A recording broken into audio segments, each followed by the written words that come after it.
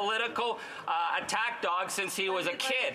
So again, I don't want anyone who works at Dairy Queen to feel we're disrespecting them, because at least they show up for work. At least they know how to put the banana split, put the little nuts on the banana split. But we know that the member for Stornoway never bothered to do any of that.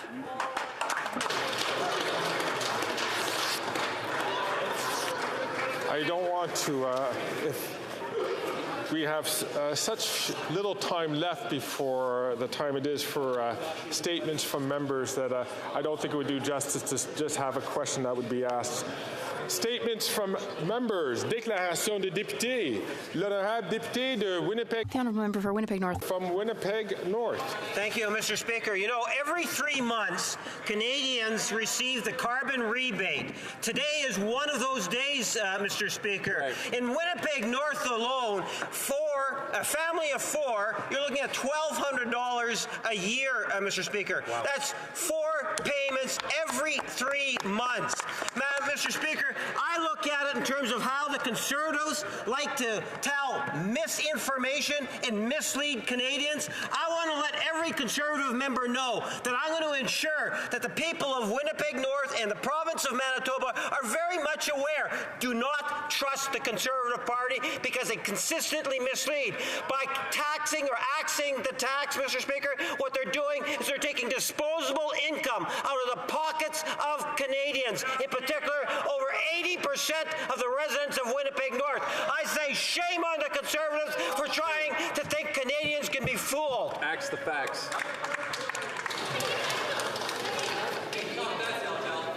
We think it's a Wednesday.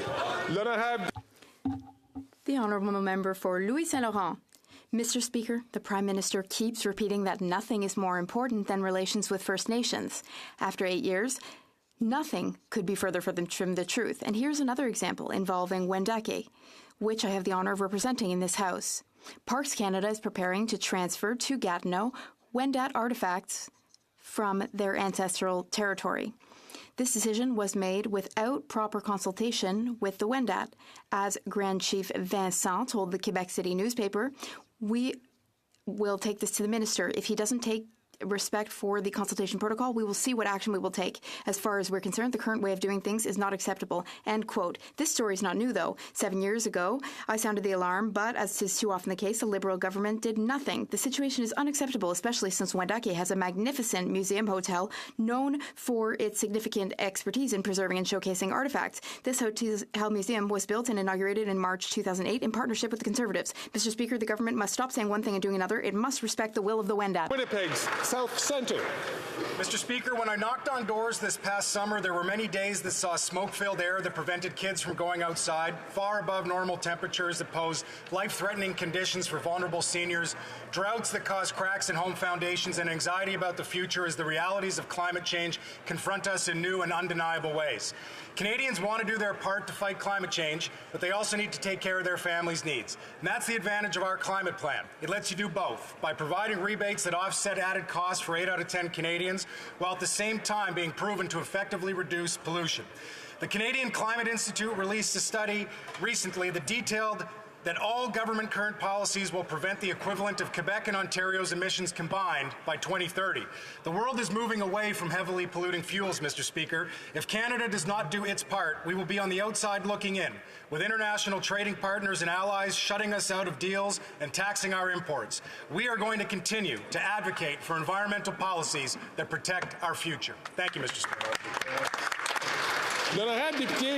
The honourable member for Abitibi, Bay James, Nunavik EU. Mr. Speaker, they're everywhere, but we do not see them often enough. They are in our hospitals, schools, arenas, libraries, parks, soup kitchens. They are everywhere. They help seniors, they help children, they help those living with disabilities, they help newcomers to Canada, they help all those who need help. I am referring to volunteers. Volunteers help with errands. They help teach French to immigrants settling in Quebec. They help children with their homework. They serve warm meals to those who are struggling. They're everywhere. We don't notice them enough. But they are exceptional. Their exceptional contribution to Quebec makes Quebec a wonderful place to live. Thank you to all volunteers for your time, for your generosity, and for your huge hearts. The Honourable Member for Ottawa-Vanier. Thank you, Mr. Speaker. Mr. Speaker, for the first time ever, we are on the right track to meet our 2026 climate target. What's most important is that, starting today, families of 4 in Ontario, including in my riding of Ottawa-Vanier, will receive $1,120 this year thanks to the Canada Carbon Rebate. That is $255 more in their pockets than what they paid. If the Conservatives will just stop their delay tactics, rural families in Ontario can expect an extra 20% with the passage of Bill C-59. In 2015, Canada was clearly on the wrong track when it came to carbon emissions. The Conservatives had no climate plan.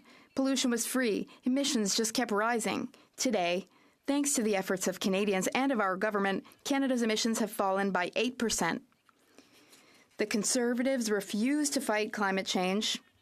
They prefer slogans over helping Canadians. On this side of the House, we are reducing emissions while making things better for 8 out of 10 Canadians. Thank you, Mr. Speaker. Member from Niagara Falls. Speaker, Canada is powered by tourism. That's the theme of this year's National Tourism Week, and in my riding, the communities of Niagara Falls, Niagara-on-the-Lake, and Fort Erie are definitely powered by tourism. Niagara Falls alone is Canada's top leisure tourism destination, and the overall visitor experience is enhanced by the beautiful vineyards and wineries in Niagara-on-the-Lake and the rich cultural history, shopping experiences, and trail systems found throughout all 3 communities. Yet Canadian tourism has not fully recovered. Tourism workers and operators can blame this Liberal government's high taxes and out-of-control spending for driving up inflation and the cost of traveling throughout Canada. As a result, recovery is slow and uneven, and Canada is losing its competitive edge. Speaker, Canada is powered by tourism, but tourism can be further powered by axing the tax, so our tourism workers can once again bring home powerful paychecks, and our tourism operators once again thrive by welcoming the world to our magnificent destinations. Let's bring it home. The Honourable Member for Halifax West. Speaker, you know that in 2015, Canada was on the wrong track. The Canadian government at the time had no climate plan, it was free to pollute, and emissions kept going up. Now, because of work done in Nova Scotia and across the country, our emissions have declined by 8%. For the first time ever, we're on track to meet our 2026 climate target, thanks in no small part to pollution pricing and the Canada Carbon Rebate. Starting today, a Nova Scotia family of 4 will receive the first installment of their $824 rebate. For the average family in my province, that's $157 more than they'll pay out over the year. And for rural families, they will get more when Conservatives finally stop blocking the 20% top-up in Bill C-59. While the other side tries to ruin the rebate, hurting lower-income Canadians, will continue our work to help Canadians leave a healthier planet for our grandkids. Thank you. Before I continue, I'd like to encourage all members to be careful with their papers when it makes sure it doesn't touch the microphone. It makes it harder for people who are listening to translation, and also makes it a difficulty for interpreters. I hope it doesn't get to that point. The Honourable Member for Madawaska, Restigouche. Thank you. Thank you very much, Mr. Speaker. Mr. Speaker, as of today, New Brunswickers can expect to see in their bank accounts payments from the Canada Carbon Rebate. For example, this year, a family of 4 in New Brunswick will receive $760 from the Canada Carbon Rebate. That is $183 more in their pocket than the average family, and Conservatives should stop blocking C-59. Once they stop that, families living in rural areas will receive 20% more than the amounts that I just listed. Our proposed plan leaves Canadians better off than before. Our carbon pricing system puts more money back in the pockets of 8 out of 10 Canadians through Canadian carbon rebates, while ensuring a brighter future for our children and grandchildren. Mr. Speaker, the future of our planet and of future generations is more important than the slogans of the official opposition. Thank you. Member from Barrie, Springwater, Oro Medonte. Here, here. Mr. Speaker, after 8 long years of this Prime Minister, Residents in my community are struggling. I have received countless emails, phone calls, and letters from residents, and the message I'm receiving is clear and consistent. Life is unaffordable. Under this Liberal government, people are losing their homes, they are struggling to feed their families, they cannot afford to heat their homes or drive their vehicles. While life has gotten worse for Canadians, the Liberals are spending more than ever. This year, Canada will spend over $52 billion to service this Prime Minister's debt. This is more money than the government is sending to the provinces for health care. In response to this Liberal-made affordability crisis, my common sense Conservative colleagues and I have three simple demands for this year's budget. Number one, axe the tax. That's right. Number two, build the homes. And number three, fix the budget. Conservatives will not support tomorrow's budget unless it provides relief to struggling Canadians. Will the Prime Minister commit today to axe the tax in tomorrow's budget? Great. The honourable member from Mississauga, Aaron Mills. Thank you, Mr. Speaker. Today, Canadians who filed their taxes electronically on March 15th or before will receive the new Canada Carbon Rebate amounts. In the provinces where it applies, the Canada Carbon Rebate will put even more money back into the pockets of most Canadians than they pay into fighting climate change. Affordability is front and center in everything that we do as a government, and in this system, we are literally putting money into the hands of Canadian families. Families are counting on these checks. They work them into their monthly budgets, and that's especially the case for low to middle income Canadians who benefit the most from fighting climate change. Unfortunately, the Conservatives want to cut these rebates that Canadians rely on, but we will not let them ruin these rebates, Mr. Speaker. Canadian families need it more than ever. Thank you. The honourable member from Barrie Innisfil. It's as if the Prime Minister has forgot that he's been in power for almost 9 years and that he and his policies, all of them, are the direct cause of the housing and mortgage crisis Canadians are facing. The way he's been parading around the country blaming everyone else but him for the housing hell reminds me of that old Shaggy song, "It Wasn't Me." Well, it was him who was caught red-handed promising to lower the price of housing, rents and mortgages in Canada that have doubled in 9 years, pushing middle-class Canadians to live in 10 cities in nearly every city. Last week, CMHC confirmed that it's been him causing less affordable housing and higher rents because fewer homes are being built than we did in the 1970s. Worst of all, it is him who's dealt a devastating blow to young Canadians hoping to enter the housing market, young people who feel like they've been lied to and let down by this Prime Minister. The Prime Minister has a chance to axe the tax in tomorrow's budget to make life more affordable for Canadians. The question is, will he? Or will he continue to blame others for the problems he's caused and say it wasn't me? Because Canadians know it is the Prime Minister. That's right. The honourable member from St. Margaret's South Shore. Mr. Speaker, after 8 years of this NDP Liberal government, Canadians are going hungry. Feed Nova Scotia reports that food bank usage is up 26%, with increased visits as high as 50% in Cape Breton. In Sydney, food banks are experiencing record-breaking increases in the number of new clients, with new visits up 80%. And the Souls Mission Kitchen is up 280%. Instead of providing relief to Canadians, this government has hiked their costly carbon tax on Nova Scotians by 23%. Liberals don't understand. If you tax the farmer that grows the food, the trucker that trucks the food, and the retailer that sells the food, you tax all those who buy the food. This Prime Minister is not worth the cost. Conservatives have a solution. Axe a tax on farmers and food by immediately passing Bill C-234 in its original form. To be clear, Conservatives want the entire carbon tax axe, but in the meantime, let's at least provide some relief to Canadians by immediately passing Bill C-234. Hear, hear.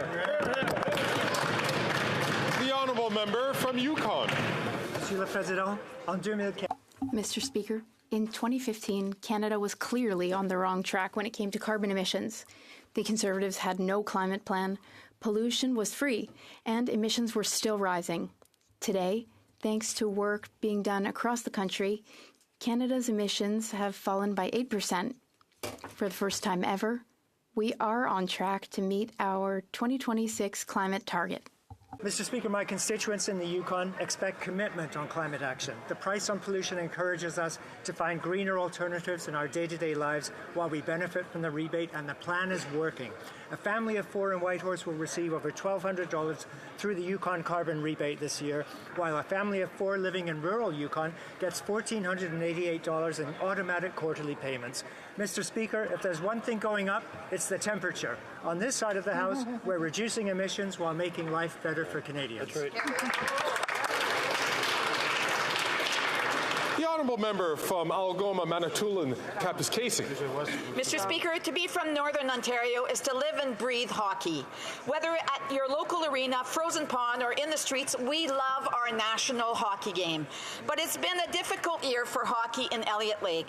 The Centennial Arena was forced to shut its doors in September due to structural damage. The communities of Blind River and Massey stepped up to give our youth a place to play in the short term. But these youth deserve an arena in their own hometown. And so organizers rallied through voting campaigns, and I rise to thank all of those across the country who helped Elliott Lake be crowned Kraft Hockeyville 2024, giving them $250,000 towards arena repairs and a preseason NHL game. But that's not all. Last week, former Elliott Lake residents Jamie and Joanne Armstrong donated $300,000, which kicked off a campaign to raise another $200,000 for repairs to the arena so that next year the Elliott Lake Vikings and the Elliott Lake Minor Hockey Leagues can be back on home ice. Now that's a hat trick to be proud of, Mr. Speaker.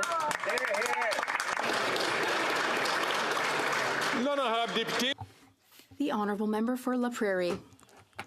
First of all, on behalf of the Bloc Québécois, I would like to commend the courage and determination of the member for Madawaska, Restigouche, in his fight to allow MPs who wish to do so no longer swear an oath to the King when they are sworn in. The history of Acadia is the history of a people persecuted by the British Crown. Thousands of Acadians who were deported during the Great Upheaval died during deportation. But, say Liberal ministers, but that doesn't matter. There are things that matter more than the honour and pride of Acadians. We have no time to waste on the monarchy, they say. Well, that, coming from a party which claims to be democratic and anti-colonial, that's frankly embarrassing. But not as embarrassing as hearing Conservatives behaving like tavern keepers at 3 o'clock in the morning shouting, "God save the King." They're proud of the fact that a monarch, by birthright, a foreigner, governs them. Well, I call that voluntary servitude. The member for Madawaska Restigouche deserved better than that sorry display of indifference toward the history of the Acadian people. It's shameful, Mr. Speaker. The honourable member from King Vaughan. Mr. Speaker, both the Bank of Canada and former Liberal Finance Minister told this Prime Minister that he was pressing on the inflationary gas pedal with his spending that ballooned interest rates. But he didn't listen. As a result, the Bank of Canada went on the most aggressive interest rate hike campaign in Canadian history. This Prime Minister is leaving behind a legacy like no other. Under his regime, rent, mortgage payments, and down payments have doubled. Record deficits have driven interest rates sky high, and food bank usage is at a record high. On April 1st, he increased the carbon tax by 23%, which is causing even more pain in the pocketbooks of Canadians. Common sense Conservatives will not agree to support the budget unless he axes the carbon tax on food, builds homes, not bureaucracy, and caps the spending. This Prime Minister is just not worth the cost. The honourable member from Calgary Skyview. Mr. Speaker, I watched a video from a proud Albertan who did her family's taxes and got over $800 back through the Canada Carbon Rebate. Her family even got a little bump. They lived in a rural environment. She said that she probably ended up better off with that transfer. Who said this? Premier Danielle Smith. While she should be supporting Albertans, the Conservative Premier of my province is now playing politics, and since April 1st has even reinstated her 13-cent per litre gas tax. Our government instead is doubling down on protecting the environment, slashing emissions, and putting more money in the pockets of hard-working Canadians. Mr. Speaker, the Canada Carbon Rebate gives 8 out of 10 families more money than they pay in carbon pricing. Canada is also on track to meet its climate targets for the first time ever. The carbon pricing alone will account for a third of our emission reductions by 2030. Carbon pricing isn't just a feel-good measure. Oral questions, questions orales. The Honourable Leader of the Opposition. Conservatives, common sense conservatives, will cut taxes, build housing, fix the budget, stop the crime. Yet, this Prime Minister is not worth the cost, the interest cost after 8 years. The government will spend more on interest on our national debt than on health care. More money for bankers, less for nurses. When will the Prime Minister accept my common sense plan to fix the budget with a dollar-for-dollar law to reduce interest costs for Canadians? The Honourable Minister of Housing, Infrastructure and Communities. Mr. Speaker, common sense or nonsense? He wants to cut the programs that support the middle class. He wants to cut programs to build housing. He wants to cut programs that protect our environment. That is not common sense. It is incompetence. The Honourable Leader of the Opposition. Incompetence from the Minister who lost 1 million Canadians, who was the worst Minister of Immigration in our history. His own Prime Minister admitted that he led the out-of-control immigration system. That's why, according to them, the cost of housing has doubled. Now, he is pushing the prices further. Inflationary deficits are adding 2% to interest rates. $6,000 for a family with a $300,000 mortgage. Will the government reduce the deficit and interest rates so Canadians can keep their money and their houses? The Honourable Minister of Innovation. Mr. Speaker, 6 is the number that Canadians at home need to remember. What we've just heard, the Leader of the Conservatives, he wants to advise Canadians, but he was able to just build 6 units of affordable housing when he was Minister. Mr. Speaker, I'll repeat, we will take no lessons from the Conservatives. On this side, Mr. Speaker, we have a plan to build houses, create jobs, create prosperity. Canadians know that slogans don't build houses, they don't build prosperity, and they won't help Canadians. Every day is a good day to fight for Canadians. The Honourable Leader of the Opposition. Common sense Conservatives will axe the tax, build the homes, fix the budget, and stop the crime. This Prime Minister is not worth the cost of interest. According to Scotiabank, the Prime Minister's deficits are adding 2 full percentage points extra in interest costs for the average family. That works out to about $6,000 for a modest mortgage of $300,000. $6,000 in extra mortgage payments from these deficits alone. Will they finally wake up to the fact that this NDP Liberal Prime Minister is not worth the cost? The Honourable Minister for Housing, Infrastructure and Communities. Mr. Speaker, the Leader of the Opposition seems to know the cost of everything but the value of absolutely nothing. Does he not see value in the measures that are building more homes in this country? Does he not see value in programs that are going to put food on the table for hungry kids through a school food program? He continues to oppose measures that are helping students with the cost of their education and the families with the cost of housing. Mr. Speaker, we will continue to put measures on the table to make life more affordable for middle-class Canadians and do right by a generation of young people who've been priced out of the housing market. It's a shame his policies would have the exact opposite effect. Hear, hear. The Honourable Leader of the Opposition. Mr. Speaker, we can't see the value of homes and food that don't exist after 8 years. They have a food program which after 8 years has no food, a affordable housing program which has doubled housing costs. They're not worth the cost, and now their deficits are driving up the interest obligations for the average family. For a family with a $500,000 mortgage, deficits are adding $10,000 in additional interest payments per year. When will they realize that after 8 years, this NDP Liberal Prime Minister is not worth the cost? The Honourable Minister for Housing, Infrastructure and Communities. Mr. Speaker, he wants to talk about homes that don't exist. Perhaps we should look at the 800,000 affordable housing units that were lost while he was housing minister. Perhaps we should examine the fact that while he was minister, 0 new apartments were supported by the federal government and a total of only 6 affordable housing units nationwide. Now, he likes to talk a big game, but let's look at the plan he's putting on the table. He wants to raise taxes on home construction and cut funding for the cities that are making it easier to build home. We've advanced programs that are not just going to build more homes, but allow people to save up more money with their down payment and reduce their monthly mortgage costs when they go to join the housing market for the... Excusez-moi. Excuse me. I understand that there was a problem with interpretation. To see, is the interpretation now working from English to French? Do we have English to French? Do we have it working now? Can anybody give me a signal? Okay. Alors, je vais inviter So I will invite the minister to restart his answer because it wasn't understood by a number of members. The Honourable Minister for Housing, Infrastructure and Communities.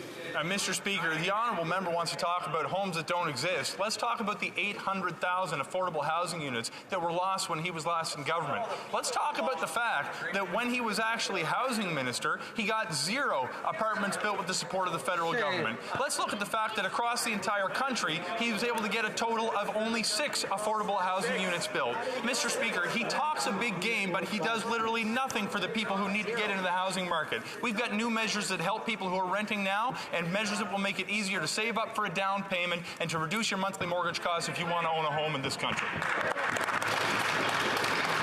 The Honourable Leader of the Opposition. More proof this NDP Liberal Prime Minister is not worth the cost is that he picked the most incompetent immigration minister in Canadian history and put him in charge of housing. The guy who lost track of 1 million people, who's blamed by his fellow cabinet colleagues for causing the housing crisis, and who presides over the most expensive housing market in Canadian history. When I was minister, the average rent was $950, and we built hundreds of thousands of units at that affordable price. So why won't he learn from our smashing success in 2015 in keeping costs low by axing the tax and building the home? The Honourable Minister for Housing, Infrastructure and Communities. Mr. Speaker, now at the time they expressed opposition to our plan to welcome 40,000 Afghan refugees who fought alongside the Canadian Armed Forces. They seem still to have problems with the fact that we opened our doors to vulnerable Ukrainians. But let's actually focus on the housing issue right now, Mr. Speaker. He talks a big game about housing, but he plans to raise tax... They heckled his entire question. Frank, they heckled his whole question. Order. The Honourable Order. I'm going to ask all members on all sides of the House to please, I'll ask the Honourable Member from Milton.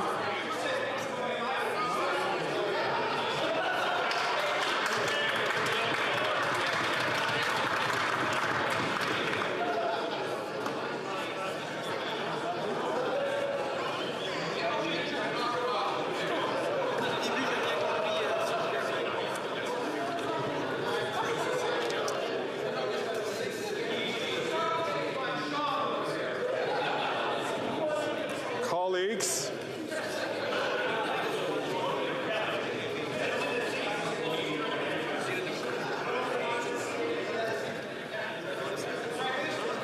I'm going to ask the honourable members, including the all honourable members, to please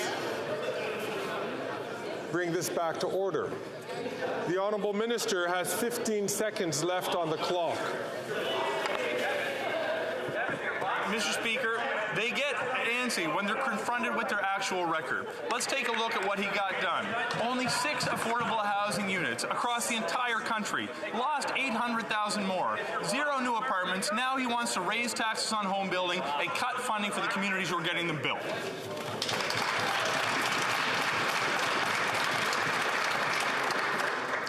The Honourable Member for La Prairie. Urgent message to those who still think we shouldn't care about jurisdiction and let the federal government decide everything. CMHC proves that when the federal government meddles in housing, an exclusive jurisdiction of Quebec, Quebecers receive only 14% of the money, even though we are 22% of the population. It's worse when the federal government chooses the projects itself, as in affordable housing, where we receive only 6%, even though we are 22% of the population. When the federal government gets involved, Quebecers don't get their share, starting with the less well-off. Who would accept being ripped off like that? The Honourable Minister of Transport. Mr. Speaker, each has their own priorities. We talk about investing in housing.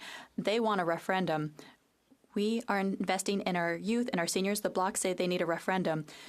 We want our youth to have full tummies at school, but no, they say the solution to everything is a referendum. As they prepare their referendum, we are preparing the future. The Honourable Member for La Prairie. That's anything at all.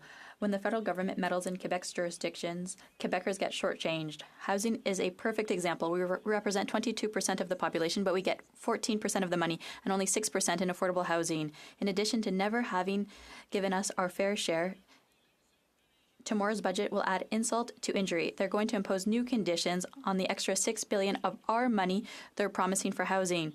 Why not just unconditionally transfer Quebecers' fair share of the housing money? Can he answer that question? The Honourable Minister of Housing, Infrastructure and Communities. Mr. Speaker, we are working with Quebec to ensure that Quebec will receive its fair share of the funding for housing.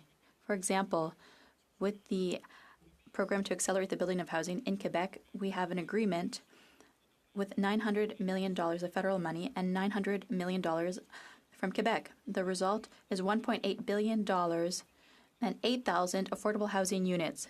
We are continue to advance programs to ensure support is received in Quebec and throughout the country. The Honourable Member from Burnaby South. People are getting gouged at the grocery stores and CEOs are making record profits, all because the Prime Minister kept the Conservatives' $60 billion corporate handout and Canadians are paying the price. Loblaws made $1.2 billion because of this corporate Conservative handout. So will the Prime Minister ask honourable members, especially the honourable member from Grand River, Miramichi, Grand River, to please only take the floor when he's recognized by the Speaker.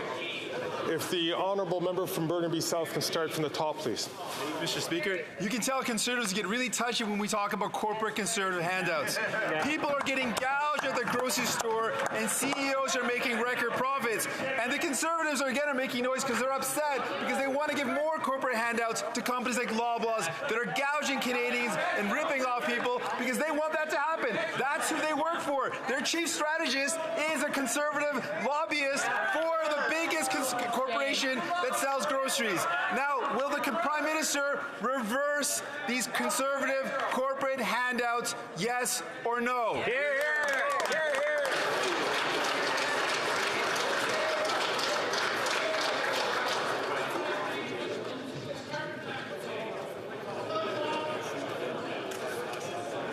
The Honourable Minister of Innovation.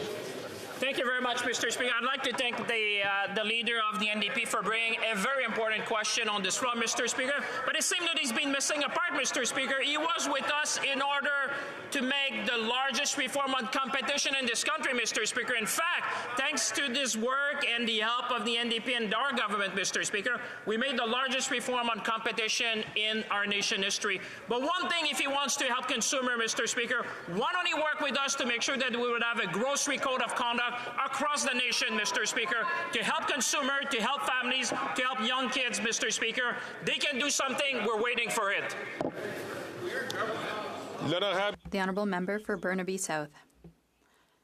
To take on the corporate greed, which is driving the price of groceries up. Galen Weston se régale encore. Galen Weston is still pleased with the last time the Conservatives were in power. Thanks to them, Loblaws paid $1.2 billion less in taxes. This week, the Prime Minister has the opportunity to put in place a tax on excess profits for grocery giants. Will he do it? Yes or no? Bravo. The Honourable Minister of Innovation. Mr. Speaker, I'd like to thank the Leader of the NDP for having supported us when we launched the biggest reform on competition in the country, because Canadians who are watching from home know that the best way to stabilize prices in the country is to have more competition in the country. That is exactly what we've done. And now I encourage him, if he wants to help Canadians, if he wants to help families and youth, why not support us to have a grocery code of conduct throughout the country? On this side of the House, we will continue working for young families, for Canadians, for consumers throughout the country. The honourable member from Calgary, Forest Lawn. While the finance minister is out buying new budget shoes today, she should drop by a Toronto food bank where 1 in 10 Torontonians are having to use their services after 8 years of her government. Tomorrow's expensive photo op budget will only confirm why interest rates are staying higher for longer and why Canadians can't afford to eat, heat, and house themselves. After 8 years of this Liberal NDP government, they are not worth the cost of housing. Will this Liberal NDP government listen to Conservatives, cap spending, bring in a dollar for dollar law to bring down inflation and interest rates so Canadians don't lose their homes? The Honourable Minister. Thank you, Mr. Speaker. Maybe the honourable member opposite needs to take a look at what is announced earlier this month and the month before, which is that inflation in Canada is below 3% for the second month in a row. Mr. Speaker, AAA debt rating for this country, one of the very few countries in the world to have that. Mr. Speaker, lowest debt to GDP ratio. Now, while that party is all doom and gloom, we are here working every day for Canadians on a school food program, on a Canada Child benefit, on making sure that we have $10 child care across the country. Mr. Speaker, we're working for Canadians each and every day. The honourable member from Calgary Forest Lawn. With answers like that, he'll make a great high-priced Liberal consultant after the next election who's not worth the cost. What doesn't he understand? When 2 million Canadians are going to a food bank in a single month, 1 million more projected to this year, where young people can't see the dream of home ownership, where rents and mortgages have doubled after failed policy of the Liberal NDP government. Why doesn't he get with the program and before he gets kicked out of his position and listen to Canadians? Why don't they implement a dollar for dollar law, cap the spending, so Canadians don't lose their homes?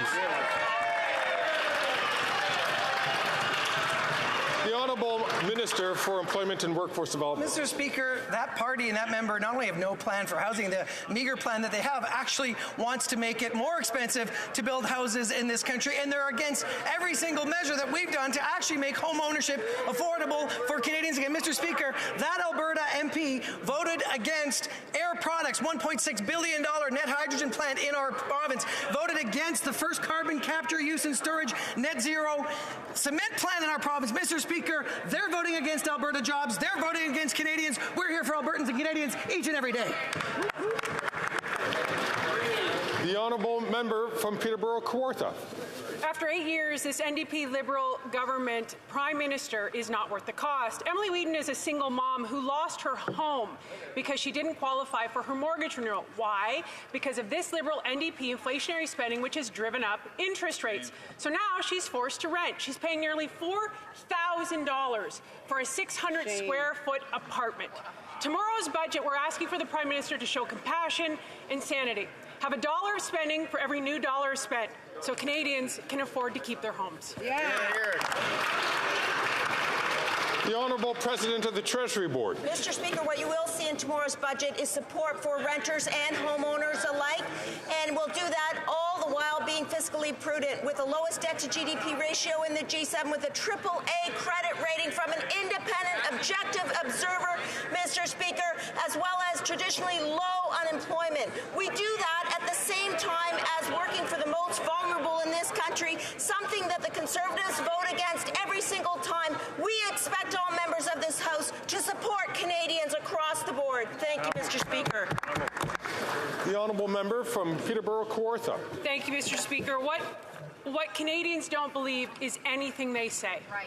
They've had 8 years to prove a record, and more homes were built in the 1970s than have been built today. 10 cities across this country are normal. Don't tell people they've never had it so good when we have record high usage of food banks, when we have young people who will never own a home, and when interest rates have went up 2%, causing $10,000 a year in interest payments alone. Shame. Let's do a dollar for dollar. Let's show some sanity, and let's allow Canadians to keep their homes.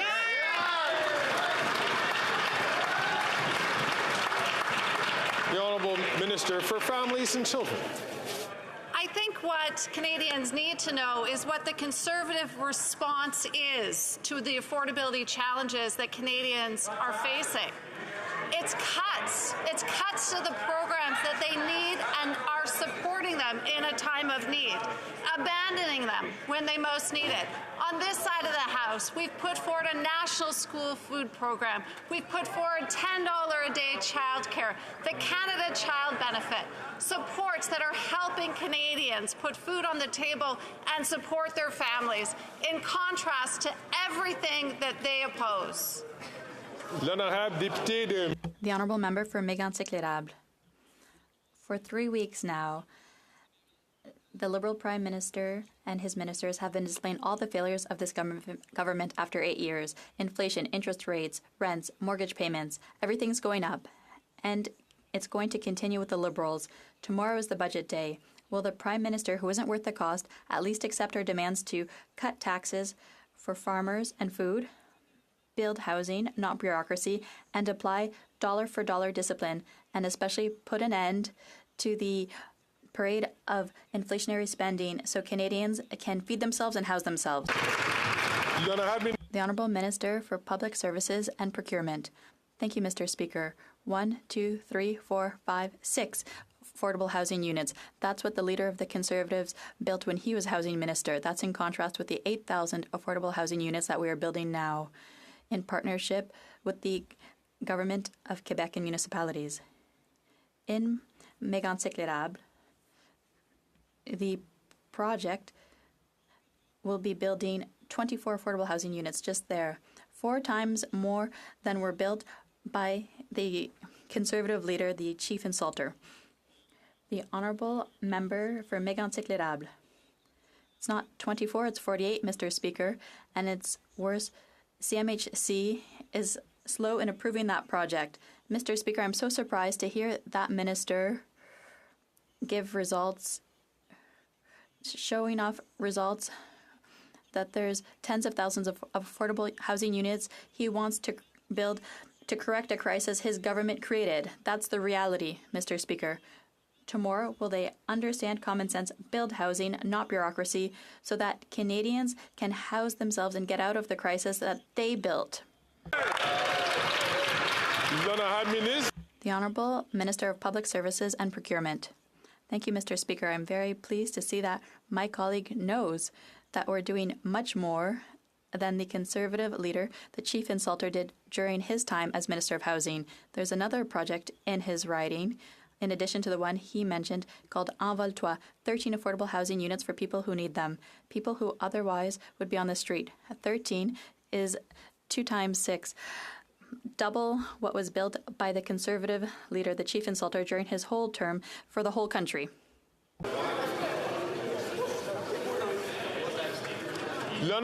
The Honourable Member for Salaberry-sur-Roi. French Prime Minister Gabriel Attal addressed the National Assembly on Thursday, and as a worthy representative of the country of the Enlightenment, he delivered an inspired plea for state secularism, which is equally valued by the French and Quebecois. France, like Quebec, prohibits the wearing of religious symbols by government employees in positions of authority.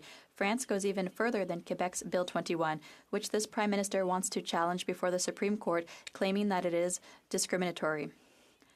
Has the Prime Minister told France that he finds it discriminatory, or is he reserving his contempt for Quebecers?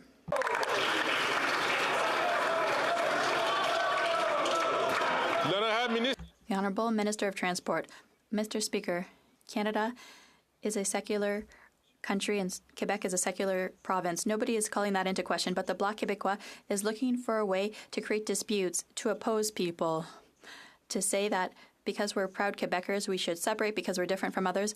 No, we can be proud Quebecers, proud Canadians at the same time, and we don't have to choose between the two. They're just talking about referendums.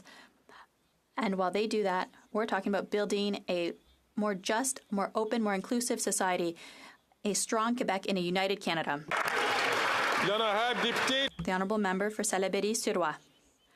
I'll quote Prime Minister Attal, faced with those who claim not to understand what secularism is, who would like to twist it, who would have us believe that it is some kind of anti-religion weapon who would have us believe that it is a form of discrimination, we respond that secularism is the prerequisite for freedom, for equality, for fraternity. Mr. Speaker, our Liberal, Conservative, and NDP colleagues are among those who pretend not to understand. Can they at least avoid challenging at the Supreme Court what they misunderstand? The Honourable Minister of Justice and Attorney General of Canada. I appreciate the question, and my answer is the same one that I've already given here in the House. It's the same answer of the Prime Minister. It's that with Bill 21, if it goes to the Supreme Court, we will be there as the Government of Canada to defend the Charter of Rights and Freedoms. Freedom of expression, freedom of equality, equality between the sexes. These are important issues. It's important to defend the Charter. The Honourable Member for Salaberry-sur-Roi. Prime Minister Attal told Quebecers that in their defense of secularism, they are not alone. France has banned religious symbols for people in positions of authority since 1905. So have Belgium, Norway, Denmark, and several German provinces. In fact, I'll quote the European Court of Justice. In order to establish a totally neutral environment, a public authority may prohibit the visible wearing of any sign revealing religious beliefs. Mr. Speaker, is the European Union discriminatory too, or is it just Quebecers? The Honourable Minister of Justice and the Attorney General of Canada. With the context of Bill 21, as I've said, and I'll repeat, when the decision is made by the Supreme Court, if it gets to that level, we will be there, as we've said. The Government of Canada will always be there to protect Canadians in their rights in the Canadian Charter. The Charter protects equality, expression, and equality of the sexes. We will be there if it gets to the Supreme Court. Thank you. The Honourable Member from Northumberland, Peterborough South. Mr. Speaker, after 8 years, this NDP Liberal Prime Minister is not worth the cost. Farmers have reached a breaking point. The carbon tax has driven costs sky high. They are drowning in a sea of red tape, and worst of all, they're constantly derided and demonized by this Liberal government. Will this Prime Minister finally give farmers a break and axe the tax to make food cheaper for everyone by passing Bill C-234 in its original form? Good. The Honourable Minister for Agriculture and Agri-Food.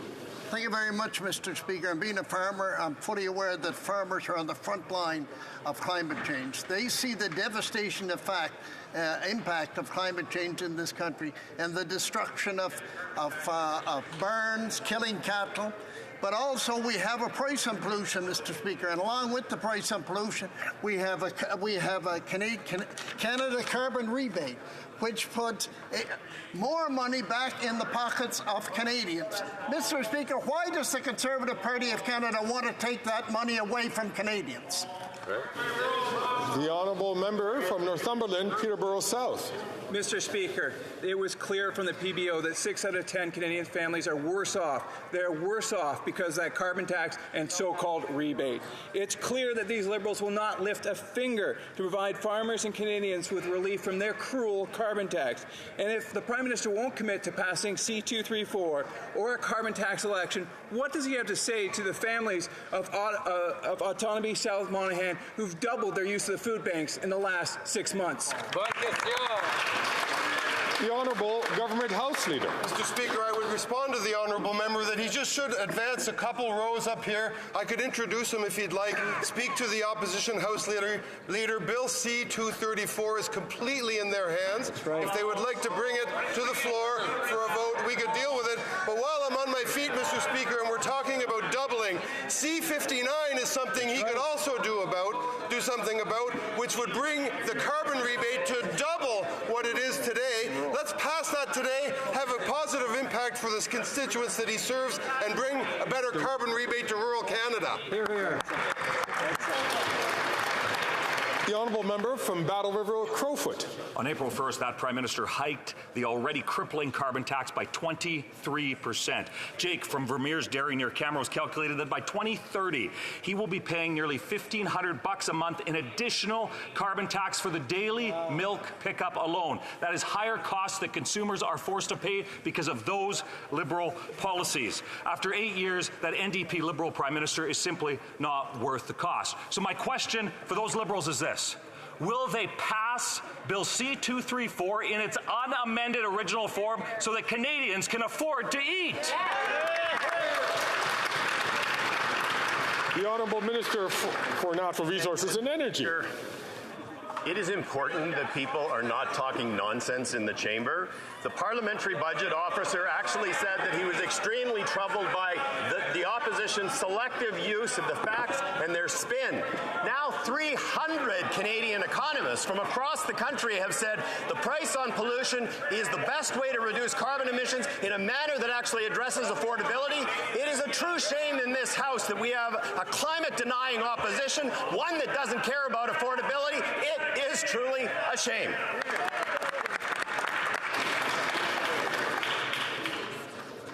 The honourable member from Winnipeg Centre. Mr. Speaker, while grocery CEOs make record profits, students are having to turn to campus food banks to eat. When I spoke with Carleton University students, they told me food bank usage is on the rise, up 140% on campuses across the country. Students should be focused on studying for exams, not on starving. In this year's budget, will the Liberals finally put a stop to grocery CEO price gouging that's forcing students to turn to food banks? The Honourable Minister for Innovation. Mr. Speaker, I'd like to thank my colleague for a question, but it seems that she's been missing on some of the great announcements we've been doing for the last 2 weeks, Mr. Speaker, explaining Canadians how we're going to help them. Mr. Speaker, we just announced a national food school program, Mr. Speaker. This is going to be helping more than 400,000 kids in this country because we understand, Mr. Speaker, something that the Conservative can never understand. They repeat the same thing for 8 years. Confident nation invest in their people. Confident nations invest in their kids. Confident nations invest in their workers, Mr. Speaker. On this side of the House, we know that every day is a good day to fight for Canadians. That's what we're going to be doing. The honourable member from Timmins James Bay. For years, people in Attawapiskat have lived in mold-filled homes, sheds, and even tents on a tiny plot of land. This is because the feds and Doug Ford refused to transfer land so they can build the homes they need. The Liberals would rather protect the land interests of the mining giant De Beers, a corporation that made $21 million from the sale of a single diamond in Attawapiskat. They're putting the interests of De Beers ahead of people who desperately need safe homes. When will the Liberals stop stalling and give the land back to the Cree of Attawapiskat? Good question. The Honourable Minister. Thank you very much, Mr. Speaker, and I thank the member opposite for his years of advocacy for the rights of Indigenous people, including for the people of Attawapiskat. As the member notes, Attawapiskat is currently landlocked. Indeed, they're looking for more land to build those necessary houses to help the community grow. I've been communicating with the province of Ontario, who currently is the owner of the land, and we will continue to ensure that Ontario understands the urgency of this work. Good job. The honourable member from Kingston and the Islands. Mr. Speaker, Danielle from Alberta knows that she gets back more in the Canada carbon rebate than she pays through the federal-backed SALP on pricing pollution. Premier Smith, Danielle, actually did the math herself and came to the conclusion that, quote, I would say that I probably ended up better off with that transfer, end quote. Can the Minister of Environment and Climate Change please inform Danielle and other Canadians of what they should expect to see in their bank accounts today as a result of the Canada carbon rebate, and how much this policy is helping Canadians with the cost of living while at the same time protecting the environment for generations to come? The Honourable Minister of the Environment and Climate Change. Thank you, Mr. Speaker. I would like to thank Danielle for her testimony. With the next quarterly carbon rebate payments starting to arrive in Canadian bank accounts and mailboxes as of today, in Danielle's province of Alberta, a family of 4 will receive up to $450 4 times this year, Mr. Speaker. Mr. Speaker, over 300 economists, it was 200 last week, it's now 300, from coast to coast agree that the evidence showed that not only does carbon pricing reduce pollution in Canada, but it does so at a lower cost than any other approaches. Pricing pollution works, it can support Canadians and fight for climate change. Thank you, Mr. Speaker. The Honourable Member from Lethbridge. On April 1st, the Prime Minister hiked the carbon tax by 23%. Every single week, I hear from dozens of constituents in my area who are telling me that they're struggling to be able to buy food, groceries, necessities. Food bank in my area has more than doubled in recent months.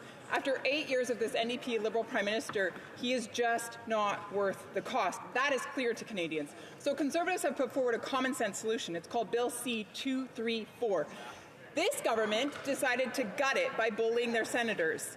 Will the Prime Minister choose to rescind and allow the bill to go forward in order to save Canadians a whole lot of money by scrapping the tax from farmers? The Honourable Minister for Employment and Workforce Development. Speaker, at the risk of putting holes into what they think is a good Tory story, let's look at some of the facts. 97% of farm liquids are exempt from price on pollution. Tyler McCann at committee, Mr. Speaker, indicated, and he is from the Canadian Agri-Food Policy Institute, indicated that there is no data to support carbon pricing and any increase on the price of food in Canada, full stop. Mr. Speaker, our Canada Carbon Rebate gives money back to more than 8 out of 10 Canadians. If they want the bill back, bring it back to the House. They can do it.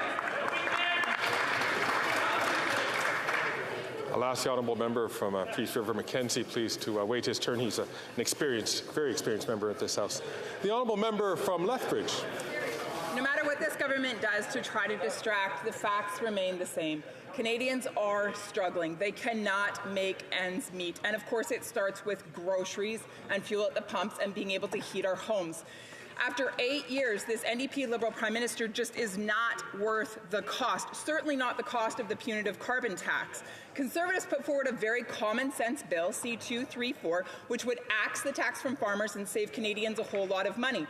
The Prime Minister and the Environment Minister put pressure on senators, bullying them into gutting this bill. Will the Prime Minister agree today to allow this bill to go forward in its unamended original form?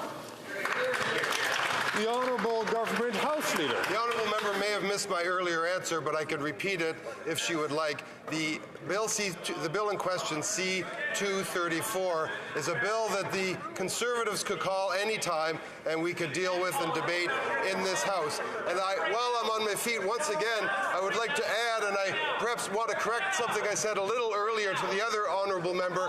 This member could help a lot of Albertans out if she just get out of the way of the fall economic statement legislation, which doubles the top-up on the rural rebate, Mr. Speaker, 20% instead of 10%.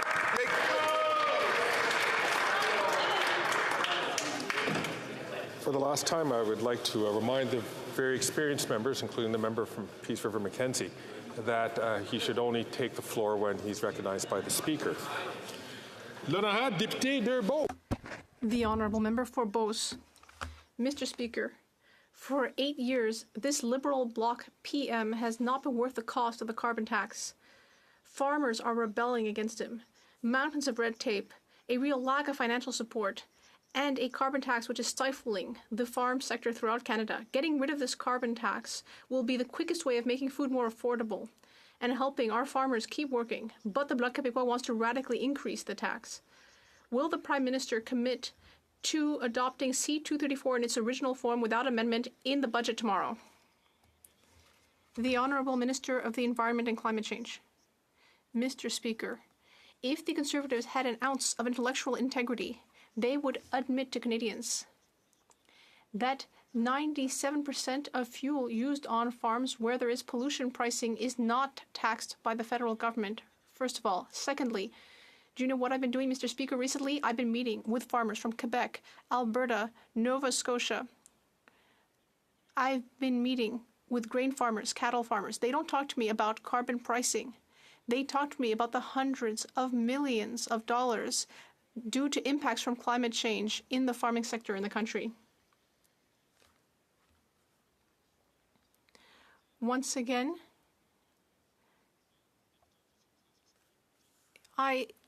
it is a shame to have to remind very experienced members, like the member for Louis Saint Laurent, that they have to wait their turn before speaking in this House. The honourable member for Beauce. Thank you, Mr. Speaker. I would just like to ask my colleagues to come to Beauce next week because there will be a farmers' protest. Young farmers who are dreaming of setting out in life are being smothered by increasing amounts of red tape, skyrocketing interest rates, and risk management programs that no longer meet needs. The Liberal Bloc coalition is blocking Bill C-234 that shows that they are completely disconnected. I will ask my question again. Will the Prime Minister commit to passing C-234 in its original form without amendment in the budget tomorrow?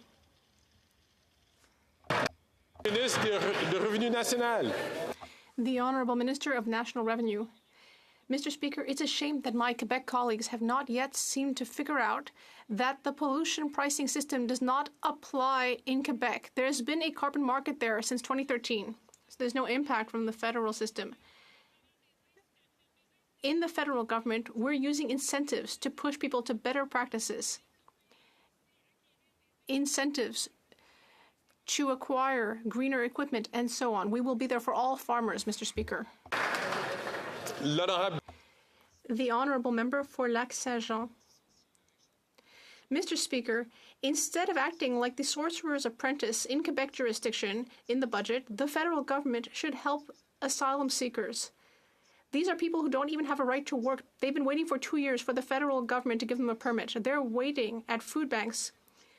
They are ending up on the streets. They're being exploited in the black market. They're being trafficked and more. Will the minister finally convince his buddies to give them work permits? Would he do his job before instead interfering with other people's matters? The Honourable Minister. Effectivement en train d'accélérer. Mr. Speaker, we are accelerating, granting permits to asylum seekers. I have a question for the member for Lac-Saint-Jean. Does he agree with a leader of his party who wants to freeze immigration? Does he know what that means in rural ridings like Lac-Saint-Jean? No more farming, no more fisheries, nothing, not even wind energy. We need responsible people in power. We need accountable discussions about immigration levels. The Honourable Member for Lac-Saint-Jean. I just told the member to keep his nose out of jurisdictions that don't belong to him, and he's not listening. The federal government is now facing a humanitarian crisis. And it also needs to ensure that when people arrive, they're fairly spread out between provinces, because it's not okay that there are asylum seekers who are homeless in Quebec and Ontario who are not even able to get food at food banks, while meanwhile other provinces aren't doing anything. Will the government finally show enough humanity to share the load between provinces, many of which still have plenty of room to offer more services? The Honourable Minister of Immigration. Mr. Speaker, there's no sense to what my colleague is saying. Sometimes they want more federal interference, sometimes they don't. But he didn't answer my question. Does he stand with the leader of his party, the leader of the Bloc Québécois, who wants to irresponsibly freeze Quebec immigration? It's so irresponsible. He should talk to people in fisheries. He should talk to farmers. These are people in rural ridings who are struggling. We're not going to help them by freezing Quebec immigration. The Honourable Member from Kelowna Lake Country. Mr. Speaker, after 8 years of this NDP Liberal Prime Minister, life has gotten worse for Canadians with higher taxes and higher mortgage payments. The Liberals' wasteful deficit spending left interest rates at 5%, hurting families with mortgages coming up for renewal. And banks are putting more money away for possible mortgage defaults. Now, this means people losing their homes. Ask the Honourable Member to start again. I'm going to ask all members, please, to please take down your conversations to outside of the room. I'm going to ask all members to take their conversations outside the room. And let the member for Kelowna Lake Country ask her question. Mr. Speaker, after 8 years of this NDP Liberal Prime Minister, life has gotten worse for Canadians with higher taxes and higher mortgage payments. The Liberals' wasteful deficit spending left interest rates at 5%, hurting families with mortgages coming up for renewal. The banks are putting more money away for possible mortgage defaults, and this means more people losing their homes. We're hearing of people no longer meeting mortgage stress tests, having to sell their home, forcing them to rent, paying rent more than their actual mortgage payments. Will the NDP Liberal Prime Minister reverse his 8 years of deficit spending and implement a one-for-one rule so that people can keep their homes? The Honourable President of the Treasury Board. Mr. Speaker, it would be more prudent for the members on the other side of the aisle to actually vote in favour of supports for Canadians if they truly cared about their well-being. They have voted against the Canada Child Benefit. They voted against dental care. They voted against $10 a day child care. They also did not focus on poverty when they were in power. We have brought poverty down to 7.4%, while under the Conservatives it was 14.5%. Mr. Speaker, on this side of the House, we will always support the most vulnerable in our country. The Honourable Member from Kelowna Lake Country. Well, Mr. Speaker, through 8 years of NDP Liberal deficit spending, they caused the higher interest rates, which is causing people's mortgages to go up. Exactly. Families are slashing their budgets to just be able to afford their mortgages to hang on to their homes. And this year, Canada will spend $54 billion servicing Liberal debt. This is more money than the government sends to the provinces for health care. A dollar-for-dollar rule would fix the budget and bring down interest rates. This NDP Liberal Prime Minister is just not worth the cost. Will the Prime Minister reverse 8 years of deficit spending and implement a dollar-for-dollar rule? He's corrupt. Yeah. The Honourable President of the Treasury Board. Mr. Speaker, on this side of the House, we know how to ensure that we have a prudent fiscal situation as well as to support Canadians, especially in their time of need. We have the lowest debt-to-GDP ratio in the G7. We have historically low unemployment, Mr. Speaker, and we also have a AAA credit rating. Our upcoming budget will build on that work by putting forward new funding for housing, ensuring that we are there for children with a national school food program for 400,000 children, Mr. Speaker. We ask everybody in this House to vote with us. Thank you. L'honorable député de Montmagny-Lillet, Kamouraska, Rivière-du-Loup. The honourable member for Kamouraska, Montmagny-Lillet, Kamouraska, Rivière-du-Loup. Thank you, Mr. Speaker. After 8 years of this Liberal government, home ownership is harder and harder. There's been an increase of 52 to 95.2% in mortgage rates in some parts of Quebec. It's increasingly difficult for young people to get a mortgage. This Prime Minister is much too expensive. He's just not worth the cost of mortgage payments. Will he listen to the millions of Canadians who are struggling? Will he put an end to his inflationary policies once and for all? The Honourable Minister of Public Services and Procurement. Thank you, Mr. Speaker. 1, 2, 3, 4, 5, 6. That's the number of affordable housing units that were built by the current leader of the opposition when he was Minister of Housing. Listening to my colleague's question,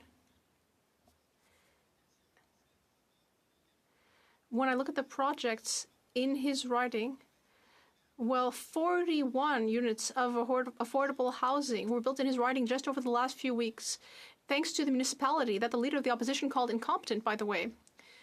So the leader of the opposition only managed to build 6 throughout his entire time throughout the country. Which of the two systems is more incompetent? Let me ask you that. The honourable member for Sudbury. Mr. Speaker, the federal carbon pricing system was designed to keep life affordable for families by putting money back to their pockets. The next quarterly payments will be sent to Canadians' bank accounts and mailboxes starting on April 15th. Can the President of the Treasury Board tell this House how these rebates will reduce emissions and make life more affordable for families throughout the country? The Honourable President of the Treasury Board.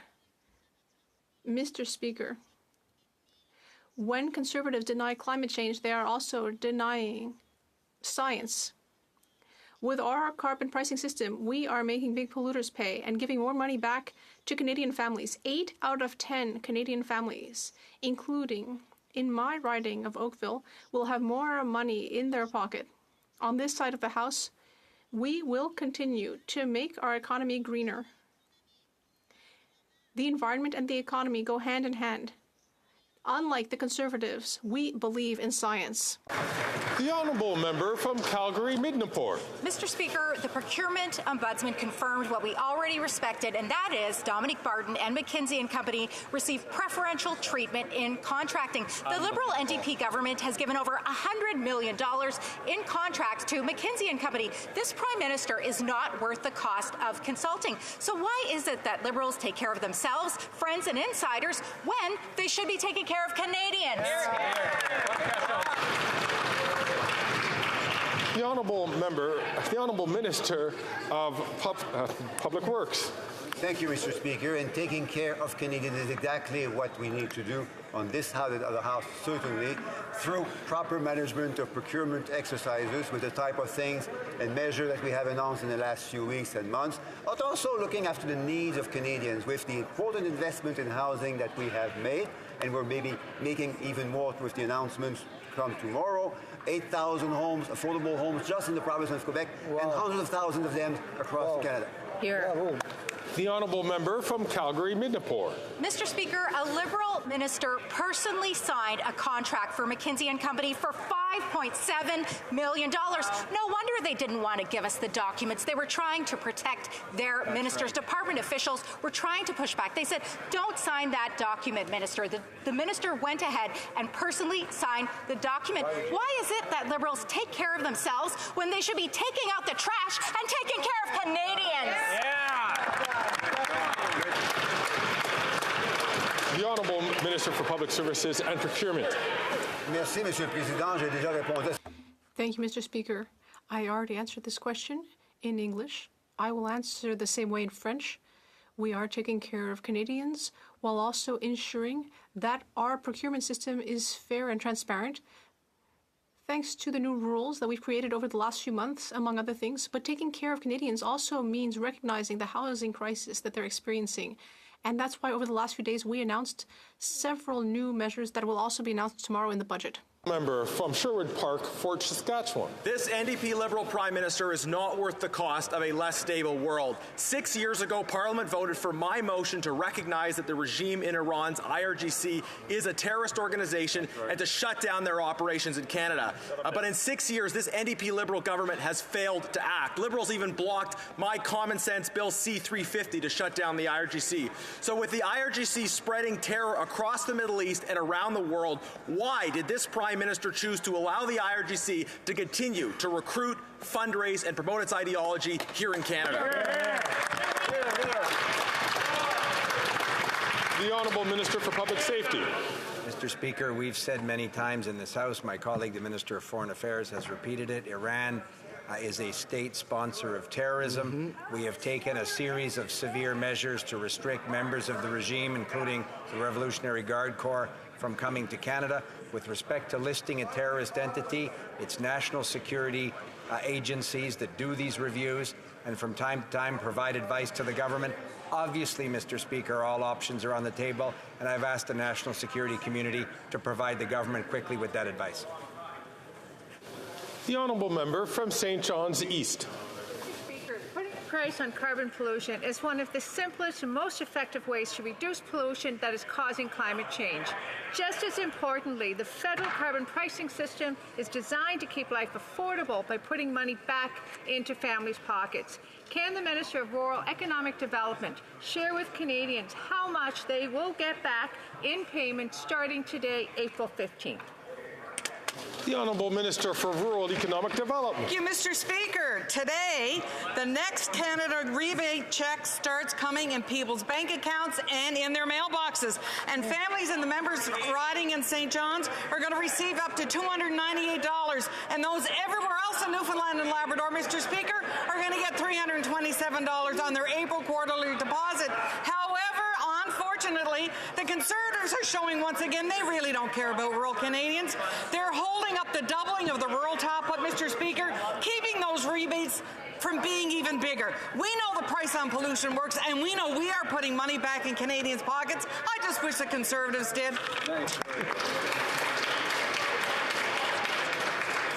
The honourable member from Nunavut.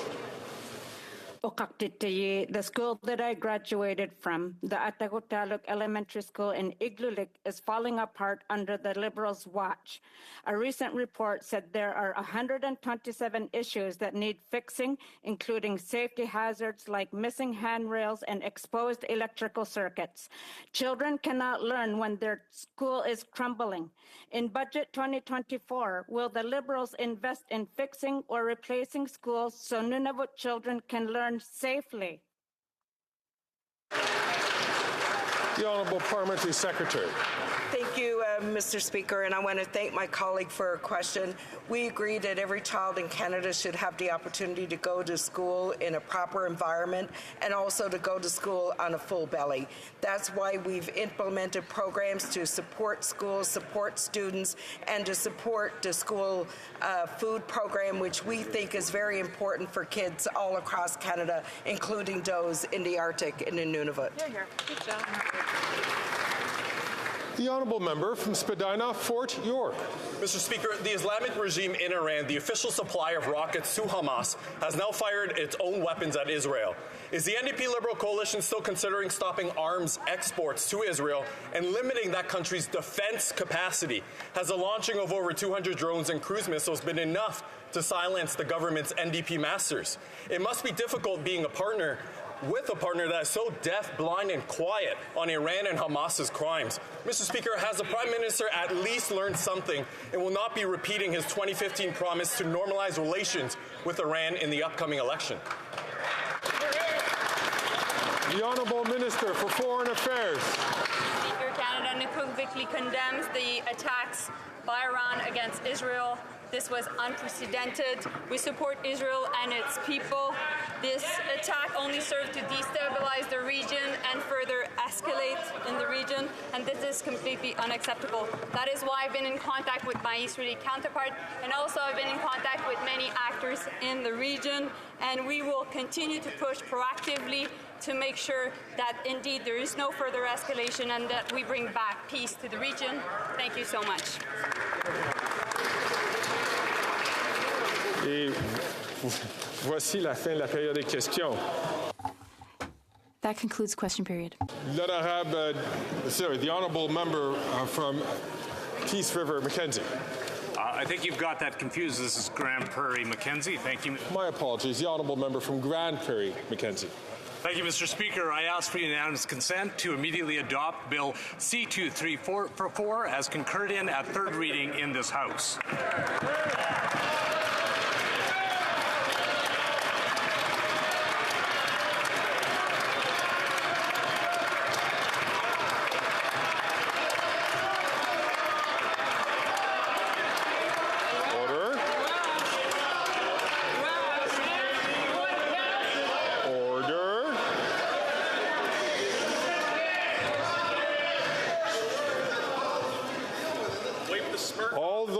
To the honourable member moving the motion will please say, unfortunately I heard a nay.